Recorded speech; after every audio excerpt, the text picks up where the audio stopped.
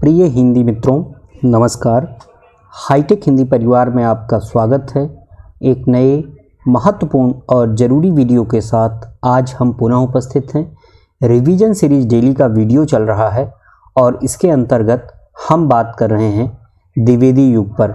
हिंदी साहित्य का एक महत्वपूर्ण कालखंड द्विवेदी युग, उससे संबंधित अति महत्वपूर्ण प्रश्नों की श्रृंखला लेकर के हम आपके सामने आते हैं।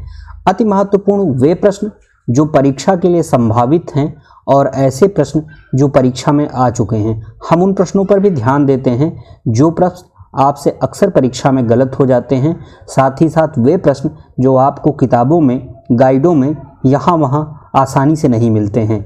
यह हाईटेक हिंदी का निजी प्रयास है। आप देखेंगे कि जो मैटर आपको हाईटेक हिंदी पर मिलता है वह मैटर आपको दूसरी जगहों पर नहीं मिलेगा। कई बार लोग हमारे मैटर को कॉपी करके यहाँ वहाँ पेस्ट करते हैं और फॉरवर्ड करते हैं। उनके खिलाफ हम एक्शन भी ले रहे हैं। रिवीजन सीरीज डेली और इसके अंतर्गत द्विवेदी युग। एक महत्वपूर्ण बात और कि आप सब बहुत अच्छे बहुत सपोर्टिव और बहुत प्यारे कमेंट कर रहे हैं। हाईटेक हिंदी उन सभी का दिल से धन्यवाद ज्ञापित करता है अपने उन मित्रों के लिए जो हमारे लिए अच्छे कमेंट या शुभेच्छु हैं, जो अच्छी भावनाएं रखते हैं हाईटेक हिंदी के लिए। आइए इस वीडियो को शुरू करते हैं। वीडियो का पहला प्रश्न देखिए कितना महत्वपूर्ण प्रश्न है और यह आपको अक्सर गाइडों में नहीं मिलेगा। एक कथन है, आप अक्सर परेशान रहते हैं कि एनटीए नेट जेआरएफ में कथन कारण के प्रश्न आते हैं और वे गलत हो जाते हैं। तो आप देखिए, हम जो अपना वीडियो लेकर के आते हैं उसमें हमारी कोशिश होती है कि अधिकतम कथन और कारण के प्रश्नों को शामिल किया जाए। अब ये प्रश्न है, शब्द शोधन में तो पाठक जी अद्वितीय थे। जैसी चलती और रसीली इनकी ब्रज भाषा होती थी वैसी ही कोमल और सुमधुर संस्कृत पद विन्यास भी। ये वास्तव में एक बड़े प्रतिभाशाली, भावुक, सुरुचि संपन्न कवि थे। भद्दापन इनमें न था, न रूप रंग में, न भाषा में, न भाव में, न चाल में, न भाषण में। यह कथन किसका है? सबसे पहली बात तो इस कथन को पढ़ कर के आपको लग गया होगा कि ये किसके संबंध में कहा जा रहा है। यह कहा जा रहा है, पाठक यहाँ लिखा हुआ है, यानी कि ये श्रीधर पाठक जी के बारे में कहा जा रहा है। कह कौन रहा है इसको? आचार्य रामचंद्र शुक्ल कह रहे हैं। आचार्य रामचंद्र शुक्ल ने हिंदी साहित्य का इतिहास लिखा। आचार्य रामचंद्र शुक्ल ने रसमीमांसा नाम की निबंध ग्रंथावली लिखी। आचार्य रामचंद्र शुक्ल ने चिंतामणि 4 भागों में लिखा। उनके निबंधों का महत्वपूर्ण संग्रह है। आचार्य शुक्ल ने जायसी, सूर और तुलसी पर व्यवहारिक आलोचना लिखी। इसके साथ ही साथ आचार्य शुक्ल ने कई सारी सैद्धांतिक आलोचना भी लिखी। आचार्य रामचंद्र शुक्ल का जन्म उत्तर प्रदेश के बस्ती जिले के अगोना ग्राम में हुआ था। तो ये कुछ महत्वपूर्ण बातें, कुछ महत्वपूर्ण तथ्य आचार्य शुक्ल से संबंधित। आचार्य हजारी प्रसाद द्विवेदी, आचार्य महावीर प्रसाद द्विवेदी और आचार्य नंद दुलारे वाजपेयी का जन्म स्थान और इनकी जन्म तिथि क्या है, ये क्रम परीक्षा में पूछा जाता है, इसलिए महत्वपूर्ण है और हमने कई बार बात भी की है इस पर। आप हमें कमेंट करके बताएंगे कि इनकी जन्मतिथियाँ क्या हैं, इनका क्रम क्या है, इन चारों का। अगर जन्मतिथि आप लिखने में समस्या होती है कमेंट बॉक्स में, तो आप इन चारों के नाम लिखें और ये बताएं हमें कि इनका क्रम क्या है, जन्म क्रम क्या है इनका। परीक्षा में इस प्रकार प्रश्न भी आता है।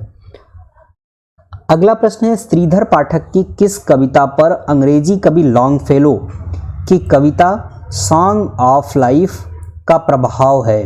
ये किस रचना पर है? तो इसका सही उत्तर है जगत सच्चाई सार।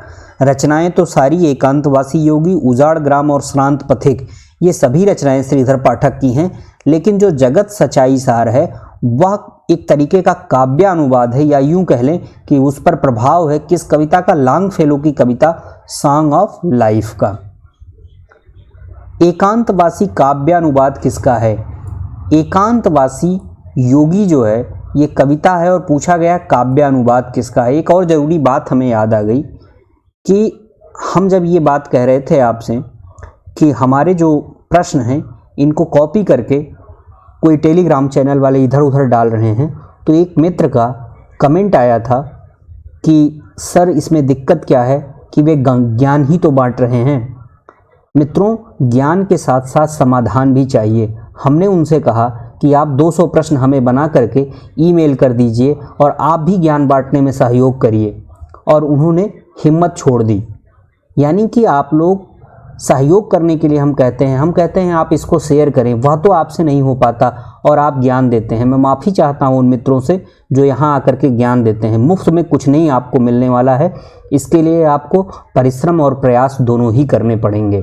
आने वाले दिनों में आप देखेंगे कि हम इन वीडियोज़ को पेड करने वाले हैं और जब ये पेड होगा तो सिर्फ उन्हीं लोगों को मिलेगा जो लोग इसके लिए प्रयास करेंगे। एकांतवासी योगी का काव्यानुवाद है, ये पूछा गया है प्रश्न में। इसका सही उत्तर होगा ऑप्शन सी, द हर्मिट। क्या सही होगा? The hermit. हम आपसे बार बार कह रहे हैं कि आप इन वीडियोज़ को खूब शेयर करें। आपको समझ नहीं आ रहा है, आप शेयर करेंगे तभी हम आपके लिए पब्लिकली वीडियो ला पाएंगे।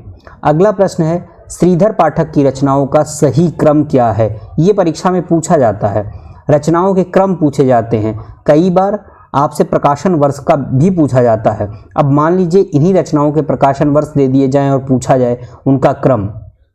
फिलहाल यहाँ रचनाओं का क्रम पूछा गया है, तो ये श्रांत पथिक, एकांतवासी योगी, जगत सच्चाई सार और उजाड़ ग्राम, ये रचनाएं तो सभी श्रीधर पाठक की हैं।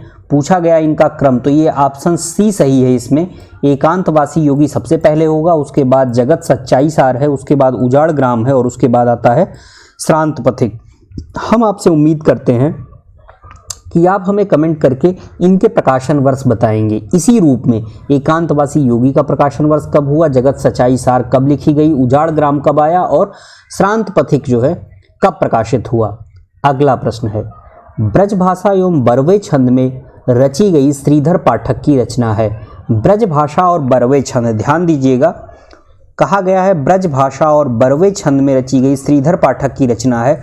इसका सही उत्तर है देहरादून। रचना का क्या नाम है? देहरादून। वनाष्टक, श्रांत पथिक और भक्ति विभा ये खड़ी बोली में लिखी गई श्रीधर पाठक जी की रचनाएं हैं। सभी श्रीधर पाठक की रचनाएं, भक्ति विभा नाम की भी उन्होंने रचना लिखी है। अगला प्रश्न है, पंक्ति किसकी है? निज भाषा बोलहु लिखहु, पढ़हु गुनहु सब लोग, करहु सकल विषयन विषय, निज भाषा उपजोग। ये पंक्ति किसकी है? पूछा गया है पंक्ति किसकी है? निज भाषा बोलहु लिखहु, पढ़हु गुनहु सब लोग, करहु सकल विषयन विषय, निज भाषा उपजोग। ये पंक्ति है श्रीधर पाठक की, ब्रजभाषा में लिखी गई पंक्ति है श्रीधर पाठक की। नाथूराम शर्मा शंकर, अयोध्या सिंह उपाध्याय हरिओद और भारतेंदु हरिश्चंद्र, इनमें नाथूराम शर्मा शंकर और अयोध्या सिंह उपाध्याय हरिओद द्विवेदी युग से संबंधित हैं और भारतेंदु हरिश्चंद्र का संबंध भारतेंदु युग से है। अनुराग रत्न, शंकर सरोज और गर्भरंडा रहस्य। अभी यहाँ हमने क्या किया है? यहाँ हमने पूछना चाहिए था हमें एक रचना, गर्भरंडा रहस्य किसने लिखा है? हमने तीन एक साथ इसलिए शामिल किया है ताकि हम आपको एक ही प्रश्न में ज़्यादा बातें बता सकें। बनाने को हम तीन प्रश्न भी इसे बना सकते थे, लेकिन हमने कहा इसको एक जगह करके अधिकतम तथ्य, अधिकतम सामग्री आपको दिया जाए छोटे से वीडियो में। अनुराग रत्न, शंकर सरोज और गर्भरंडा रहस्य किसकी रचनाएं हैं? नाथूराम शर्मा शंकर की रचनाएं हैं, ये तीन की तीनों। अगला प्रश्न है, व्यार शास्त्री, संपादक, वैयाकरण, रचनाकार, अनुवादक सब एक साथ हैं, जिनमें से किसी के लिए भी उनके पास विधिवत शैक्षणिक पात्रता नहीं है, यह सब उनके स्वाध्याय द्वारा अर्जित है। ये कथन किसका है?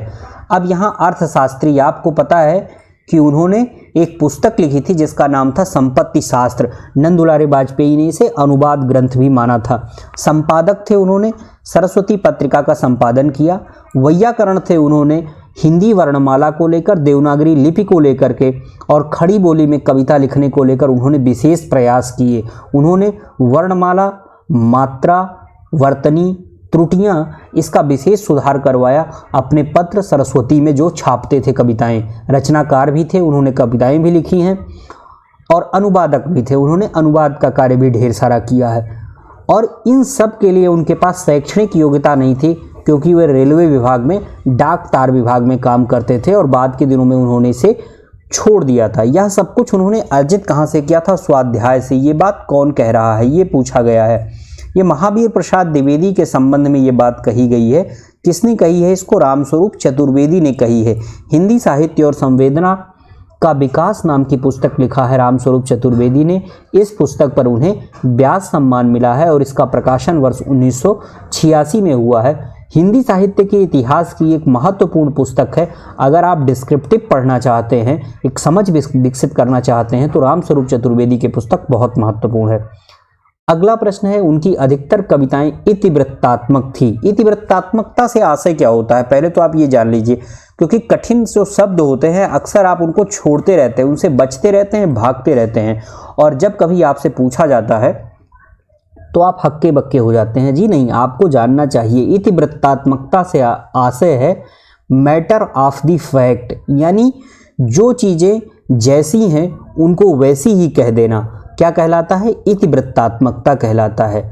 और ये एक तरीके से अभिधात्मक कविताएं जो हैं उन्हीं को आप कह सकते हैं इतिवृत्तात्मक कविताएं हैं। इतिवृत्तात्मकता का गुण आपको द्विवेदी युग में खूब देखने को मिलता है। मैथिली शरण गुप्त हुए, हरिऔध जी हुए, श्रीधर पाठक हैं, अन्य जो कवि हैं, स्वयं महावीर प्रसाद द्विवेदी हैं, इन सब की कविताएं जब आप पढ़ेंगे तो उसमें विशेष अर्थ निकालने की ज़रूरत नहीं पड़ेगी, जैसी आपको तुलसी और कबीर के यहाँ पड़ती है, जैसे बाद के दिनों में आपको अज्ञेय और मुक्तिबोध के यहाँ पड़ती है, ऐसी ज़रूरत नहीं। सीधी सीधी बात कही गई है, निज भाषा उन्नति है, इस प्रकार की बात जो भारतेंदु ने शुरू की थी उसको आगे चल करके जो है द्विवेदी युग में और पुष्ट किया गया। जैसे कि पंक्ति है कि द्विवेदी युग में इतिवृत्तात्मकता जो है वो बहुत पाई जाती है।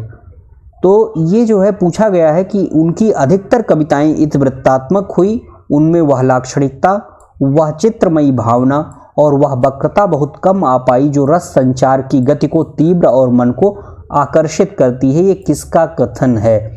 अब जब ऐसा होगा तो उसमें क्या होगा, रस संचार और गति की तीव्रता कम होगी। अब जैसे कि लाइन है जो है, हम कौन थे क्या हो गए हैं और क्या होंगे अभी, आओ विचारे आज मिलकर ये समस्याएं सभी। ये किसकी पंक्ति है? मैथिली शरण गुप्त की पंक्ति है, भारत भारती में उन्होंने कहा है। लेकिन अब इसमें क्या है, इसमें बातें जो है वो हूबहू सीधे सीधे कही गई हैं। इस प्रकार की जो कविताएं होती हैं उन्हीं को क्या कहा जाता है, इतिवृत्तात्मक कहा जाता है। पूछा गया है कि ये जो कथन है किसका है? उनकी अधिकतर कविताएं इतिवृत्तात्मक हुई, उनमें वह लाक्षणिकता, वह चित्रमयी भावना, वह वक्रता बहुत कम पाई जाती है जो रस संचार की गति को तीव्र और मन को आकर्षित करती है। ये कहना है आचार्य रामचंद्र शुक्ल का। किसका कहना है? आचार्य रामचंद्र शुक्ल का कहना है। हजारी प्रसाद द्विवेदी, रामस्वरूप चतुर्वेदी और बच्चन सिंह भी ऑप्शन में दिए हुए हैं, लेकिन इसका सही उत्तर आचार्य रामचंद्र शुक्ल है। निम्न में द्विवेदी जी की कौन सी रचना मुक्तक है? पूछा गया है कौन सी रचना मुक्तक है। यहाँ आप देख रहे हैं शतकम लगा हुआ है, यानी कुछ 100 दोहे या 100 कोई चीज़ जो है 100 छंद शामिल किए गए हैं देवी स्तुति शतकम में। कविता कलाप, काव्य मंजूषा, ये जो है ये क्या है, ये रचनाएं जो है उनकी प्रबंध रचनाएं हैं। टेसू की टांग किसकी कविता है? पूछा गया है टेसू की टांग किसकी कविता है। इसका सही उत्तर होगा महावीर प्रसाद द्विवेदी। अगला प्रश्न है, द्विवेदी युग की प्रमुख प्रवृत्ति है।